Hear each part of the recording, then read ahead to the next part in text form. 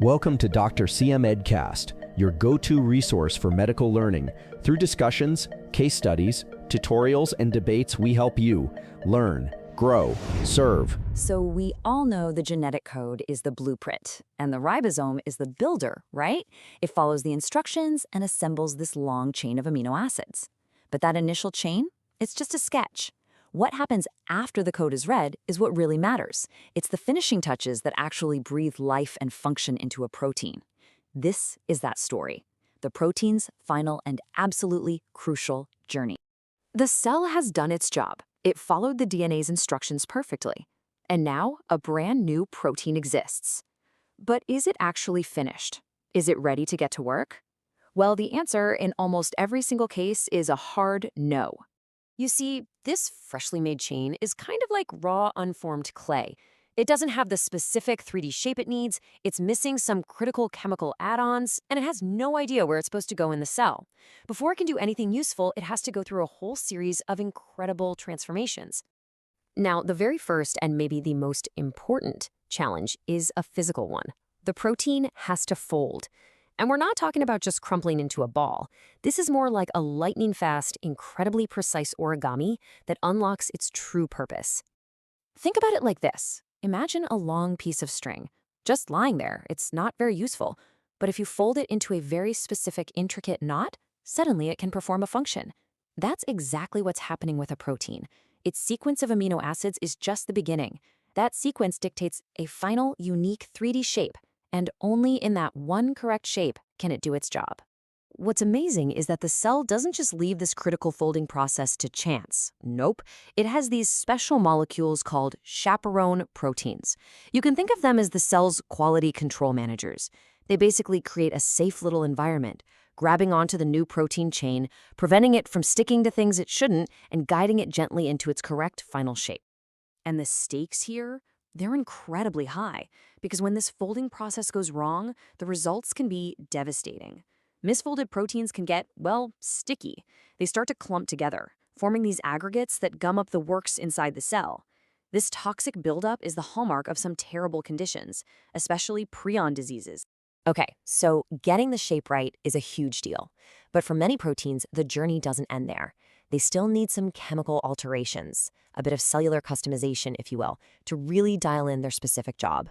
The cell is actually really clever about this. It often builds proteins in a dormant state or a proform. This is a fantastic control system. It means a really powerful enzyme or hormone can be kept on standby, completely safe until the exact moment and place it's needed. The perfect example of this is the hormone insulin. It starts its life as proinsulin, which has this extra connecting piece that keeps it turned off. Then, an enzyme comes along and snips that piece out, a process we call proteolytic cleavage. That releases the two active chains, and boom, you have functional insulin, ready to manage your blood sugar. So that act of cutting is way more than just a small edit. It's a final, irreversible activation switch. Once that peptide is gone, the insulin is on for good. It's a one-way street, the final step before it goes on duty. But not all switches are permanent. A great example of a reversible one is phosphorylation. This is where an enzyme slaps a phosphate group onto a protein, and that simple addition can completely change its activity. And because another enzyme can just as easily take it off, it works like a dynamic on-off switch, letting the cell fine-tune what the protein is doing in real time. Other modifications are all about building things to last. Take hydroxylation, adding hydroxyl groups. This is absolutely vital for collagen, which is basically the scaffolding that holds our bodies together. This change, which by the way needs vitamin C to work, lets collagen fibers link up properly, giving our skin, bones, and tissues their incredible strength. And finally, there's glycosylation. This is where the cell attaches these complex sugar chains to the protein. And these sugar antennae are so important. They work like molecular passports, helping cells recognize each other. They're also key players in communication between cells, and they even help protect the protein and keep it stable. So let's recap. Our protein is now folded correctly, and it's been chemically modified. It's functional, but it's totally useless if it's in the wrong part of the cell. And that brings us to the cell's very own postal service, protein targeting. You really have to think of a cell as a bustling city with all these different neighborhoods, or organelles. An enzyme that's supposed to be in the lysosome does no good if it ends up in the nucleus.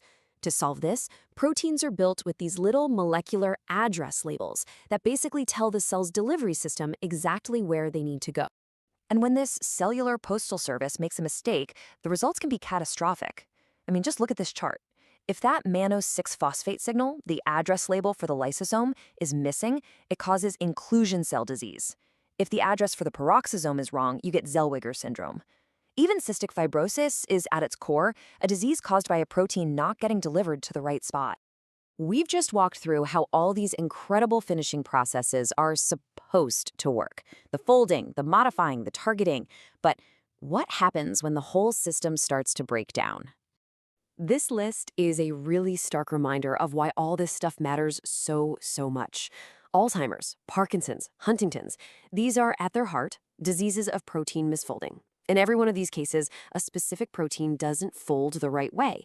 Instead, it starts to clump together into these toxic aggregates that literally clog up and destroy cells, especially the neurons in our brains. So here's the key takeaway.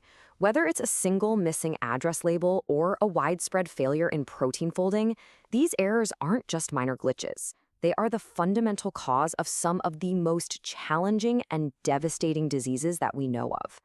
In the end, you have to see this entire journey from that first simple chain to the fully functional, correctly placed protein, not as a bunch of separate steps.